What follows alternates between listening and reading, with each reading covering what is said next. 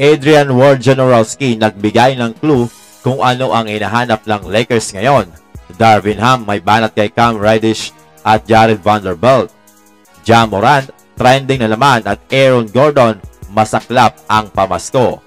Hindi naman maganda ang Pasko ni Aaron Gordon ng Denver Nuggets dahil ayon sa report during Christmas Day ay kinagat ang kanyang mukha at shooting hand ng aso.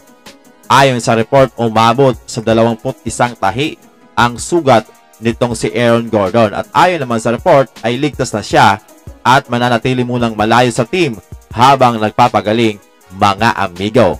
Si Aaron Gordon ay isa sa key player para sa Denver Nuggets at talagang malaking kawalan siya para sa team.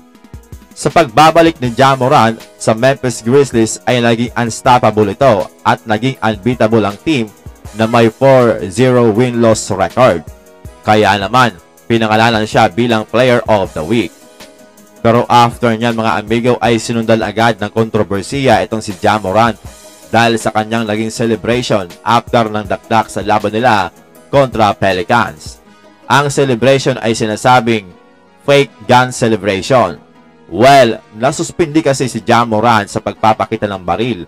Hindi lang isang beses kundi 2 beses sa kanyang IG live. Pero ayon sa lumabas na report, ang ginawang celebration ni Ja Morant ay ang sikat na sayaw dito sa New Orleans at hindi ang fake gun celebration. Marami ang nagde-discredit ng mga analysis at fans sa pagkakapanalo ng kampeonato ng Los Angeles Lakers sa Orlando Bubbles last 2020. Pero marami din naman ang nasasabi na legit ito, lalo na ang mga team at player na nakalaban ng Lakers. Ayon mismo sa sentro ng Miami Heat na si Bam Adebayo, ito na ang pinakamahirap na laban para makuha ang kampeonato. Well, sumasang-ayon naman dito ang former Laker at miyembro ng team during that time na si Dwight Howard. Kayo ba mga amigo, sang-ayon ba kayo sa pahayag na ito ni Bam Adebayo? Marami ang nag-criticize kay Darvin Ham lalo na sa kanyang bagong starting lineup na talagang napakahirap ng shooting. Pero kinall out niya si Cam Reddish at Jared Vanderbilt at ayon sa kanya, kinakailangan ni Cam Reddish na mag-step up at tumira ng may confidence. O kaya naman, kapag nakuha nito ang bola ay mag-drive to the basket para mag-collapse ang depensa ng kalaban, kung hindi man ay makahanap ng libreng kakampi.